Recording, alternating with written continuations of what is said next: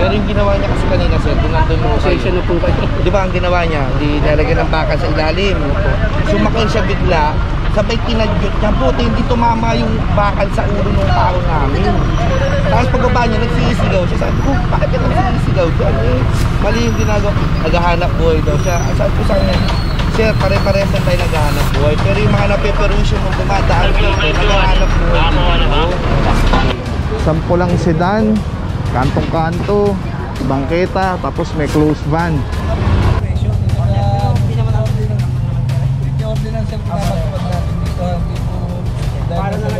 Paano na lang namin kasi ito kasi kila ko na website car, akala ko pinakita namin. Pero ano, video. Pero ano pa rin. Kasi yun na sa dito. Hindi pa siya lang sa nag-isip. Kala ko ito comfortable na ito na website car. Yun na Huwag kasi syempre hindi po nabukas ng traffic. Kaso lang po, yung pagpasok po ngayon is biglang nagulantang yung mga nakamotor. Eh yung mga bata pagpasok, baba ulit sa motor, lakad na lang.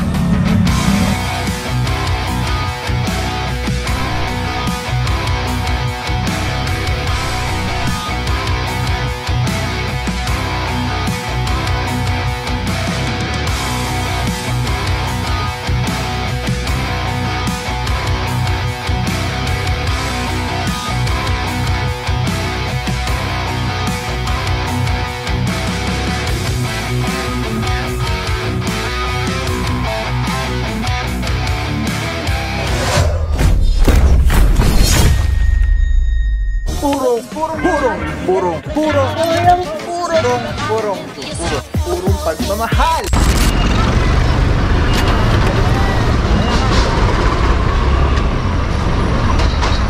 Alright mga puro, pagdating dito, ito na itsura. At ang dami na nagkahulihan na dito. Ay puro mga walang helmet pa rin. Tapos ito may hinihila pa rin. Ayan, para makilaman lang ni bossing na hindi personal yung trabaho ginagawa dito. Ayan, may nahila pa po dito. Iso na napakagandang sasakyan, no? Isang pick up po. Kaya ito po ay sa lahat in-implement naman po ay yung apprehension para sa lahat, hindi lang sa iilan or specific na mga residente. Obstacle airbag may dinidikita pa. Ito may nahila pa rin dito, isang sedan. So lahat po ito na naabutan ng mga hindi umabot sa 5 minuto, lahat po yan hinihila. Dahil nga po subject for impound. Ito to po yan, diretso to Mana Marikina.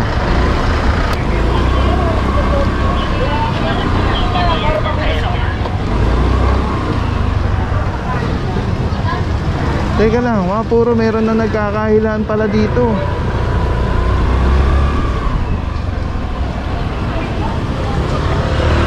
Fifth Street. Ito, mukhang nasa reklamo rin ito.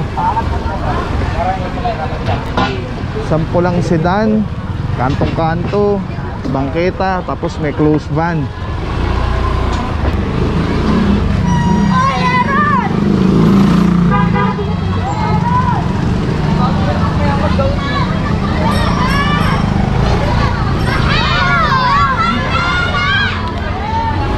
Puro ano pa pala ito, eskwelahan pa pala ito.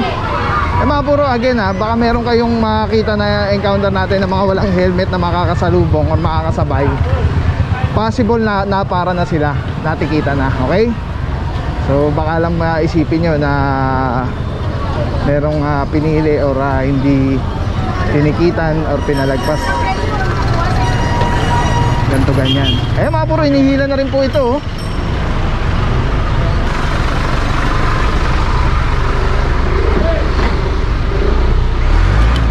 Alright mga puron, dito pa rin po tayo sa Barangay Pasong Tamo, specifically sa Major Marcos Street. At samahan tropa ng TTMD at MMD Seated 1. Well coordinated with Barangay Pasong Tamo. Team leader na for the day, Officer Estrella. At sa MMD naman si Officer Formento. Kasama na dito Officer Estrella, Alvario, Francisco Don, Pantaleon Parama, si Officer Padre na MMD Seated 1. Dito naman Officer Tianyo, good morning sir.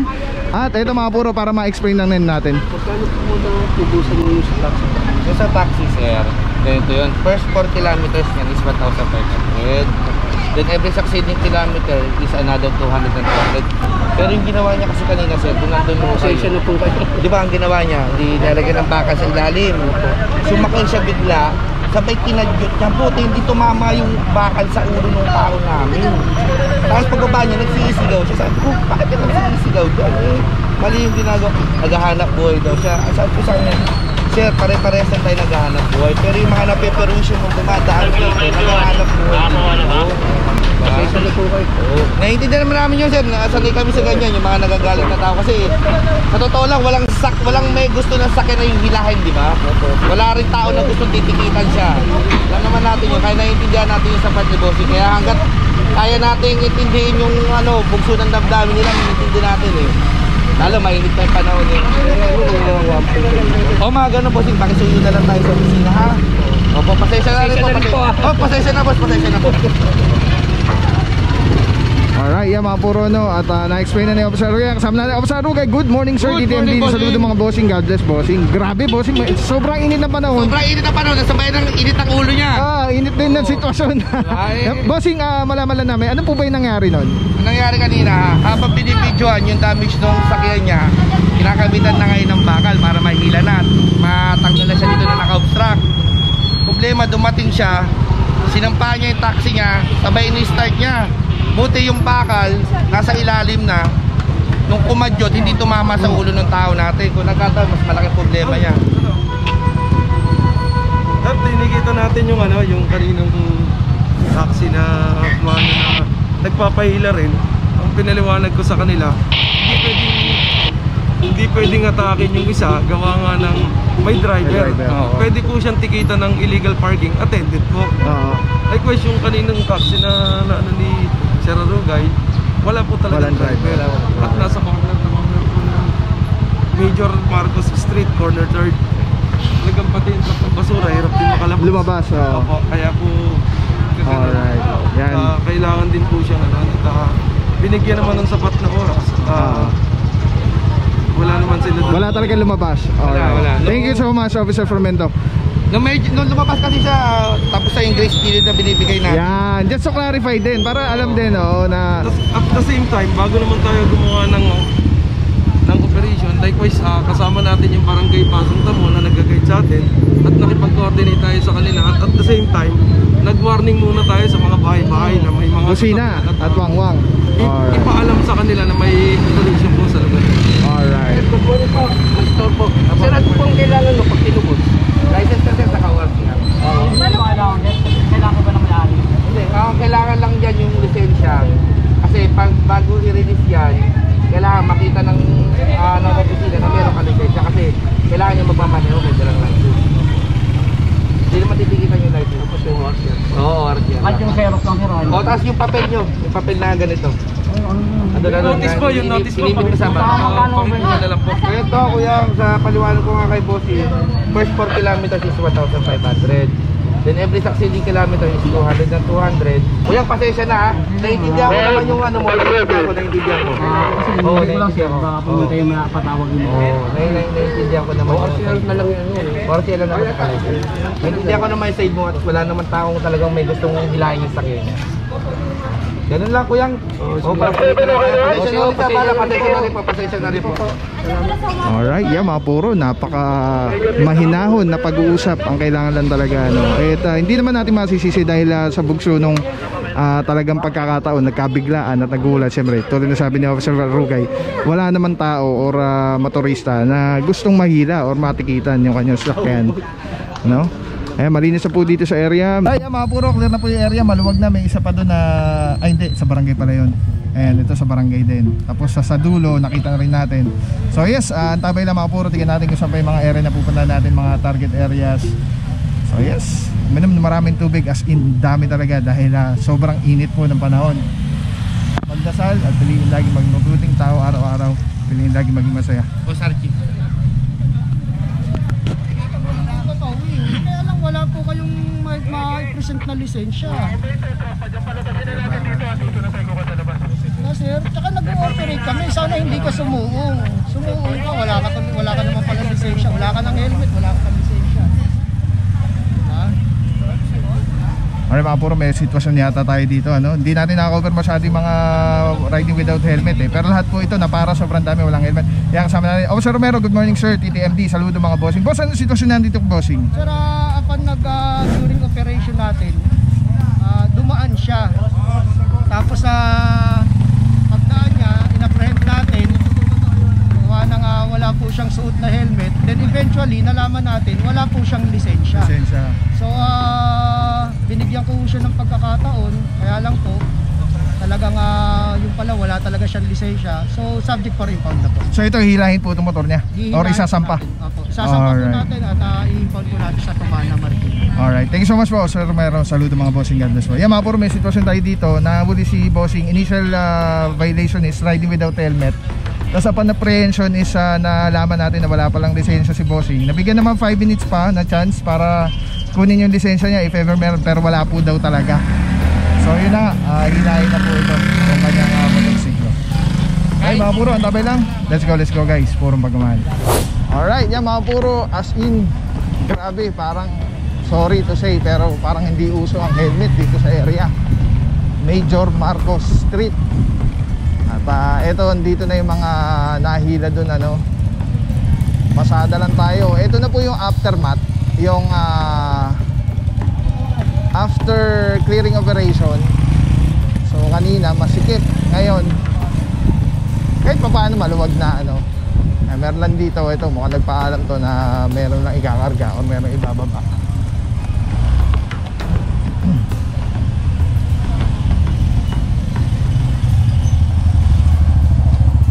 Alright, ayan, dito makikita nyo may mga natikitan dito.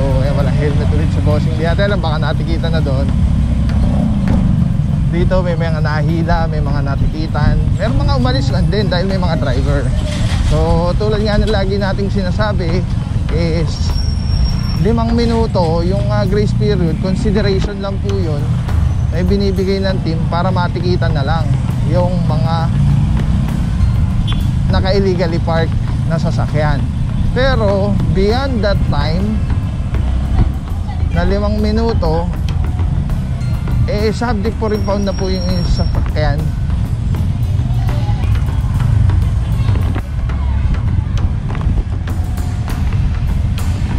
After 5 minutes mga puro, wala na tayong magagawa dyan dahil may reference number na po yung inyong sasakyan. So ano ibig sabihin pag may reference number? Pag may reference number, ibig sabihin na itawag na po yung details ng sasakyan nyo, violation ng sasakyan nyo, yung plaka, and kung anong sasakyan yan dun sa Tumana, Marikina.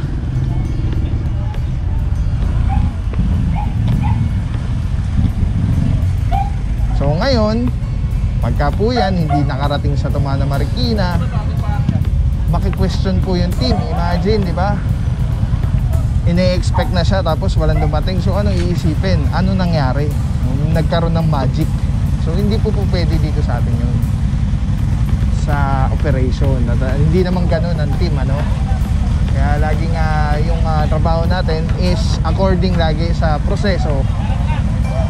At yun naman, ano, ginagawa naman natin yung standard operating procedure or SOP na magbusina, magwangwang pagdating, and then oras ang 5 minuto. And also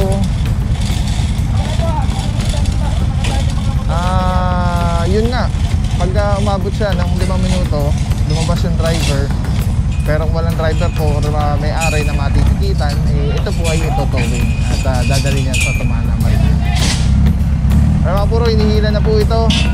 And as per San Francisco, para hindi mag-traffic doon, hihilahin sa harap para doon sa loob yung truck.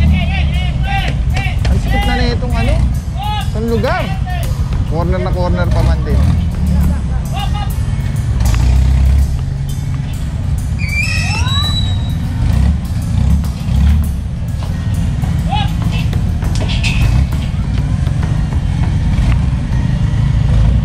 Alright, yan. Sama natin dyan. Officer Francisco, Officer Salazar.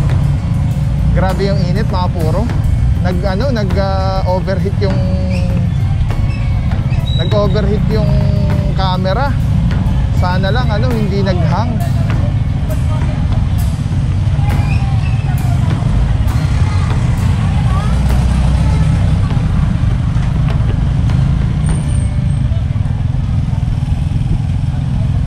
Ito na yung mga puro aftermath ng operation.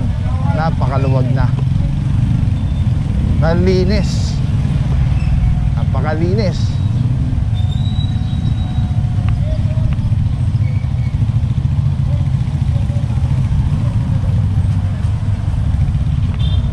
Alright, di natin alam kung nag-proceed na yung team eh. Tanong natin kay Officer Rance.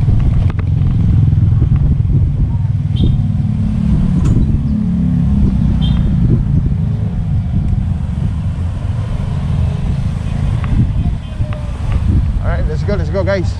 Ay mga puro, hindi na natin naka-cover yung tropa ng TRD yan. Officer De La Cruz, salute mga bossing TRD. Yan, may nahila na pala isa, dalawa, tatlong tricycle. Puro kulay orange sila, so baka hindi natin alam kung anong violation. Baka walang prangkisa or hindi na registered, unregistered, baka ganon, hindi natin alam. Pero yan, nahuli po, update sa TRD, 3 po. Grabe init. Malaki!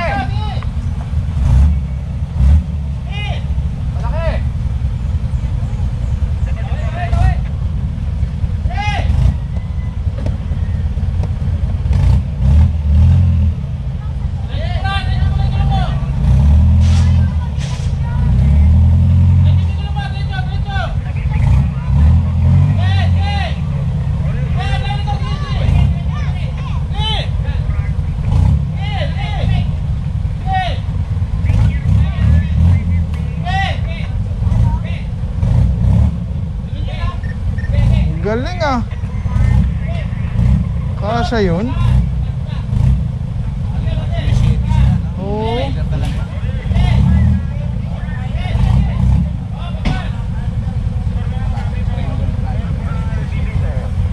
Parang may dala kang ano na boss, no? Container, no? Malaki! Malaki mababayaran mo kayo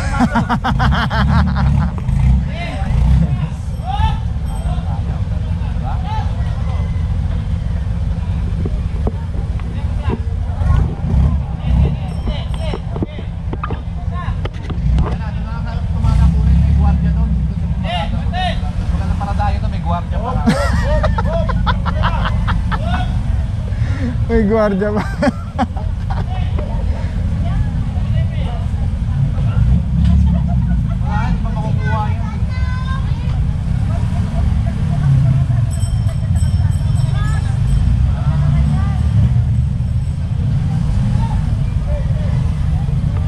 Alright, mga puro clear na po yung area.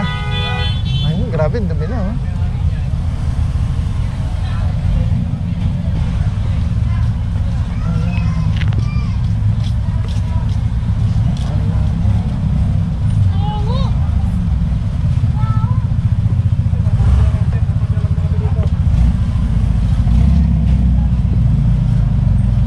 Sabi ng residente, mga puro, mabuti naman chief, lumuwag na kami dito, sabi kay boss.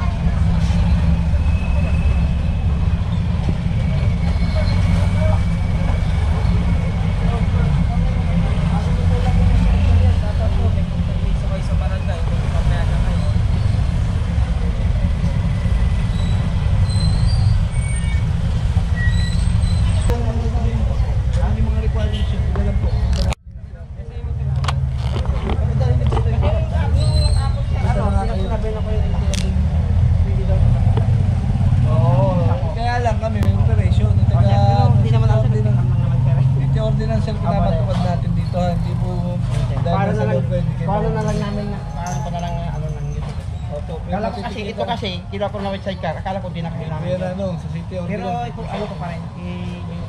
Kasi niya na po sa utility computer. Kasi kaya lang siya nag-receive. Kaya lang ito, comfortable na ito. Nga with sidecar. Hindi yan na sir, kahit sa lugar.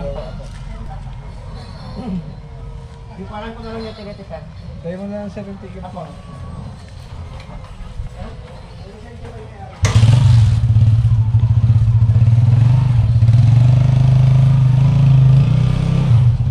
Nahuli ka, boss? Deliver lang po ako. Wala pa tayo magagawa. Talagang sa... Operation. Ba walang permit? Meron naman. Wala po. Gaya lang po from buko sa inyo. Lagi po kasi hanap po. Lagi lang po. Tikitan ka na lang. Ha? Titikitan ka na lang. Titikitan daw po eh. Mga puro, meron lang tayo sa shoutout. Shoutout po mga madam. Madam, pwede magtanong? Opo. Kamusta naman na maluwag na yung kalsada, man? Okay naman po, maluwag kasi syempre hindi po nabukas ng traffic. Kaso lang po, yung pagpasok po ngayon is biglang nagulantang yung mga nakamotor. Eh yung mga bata pagpasok, baba ulit sa motor, lakad na lang. Yun lang. Mas okay po. Si madam, hindi mo mag-shoutout si madam? Ay, shoutout daw. Nahihiya si madam. Thank you mama, thank you pa mama. Thank you. Ang kagaganda naman ng mga ano natin dito, mga mamis po ba? Mga mamis dito sa school. Ayan, thank you po. Sana mapapanood po namin kayo mga madam. Ayan, sama na din ako sa Taraya, Alvario, Pantaleon, Parama, and Arugay. Alright, let's go guys.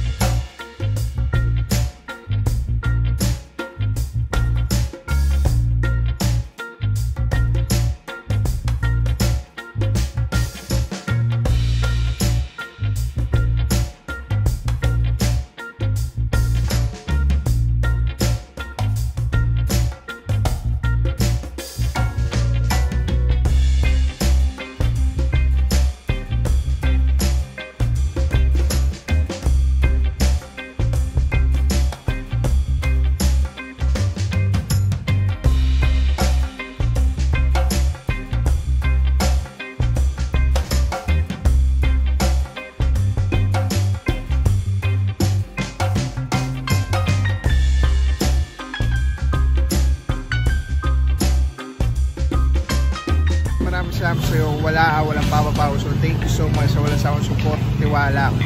Wala akong masabi kundi thank you so much. Thank you sa Panginoon at ingat kayo palagi. Again, kung wala akong papapaw. So thank you so much. God bless you. Purong pagmamahal. Thank you so much. God bless.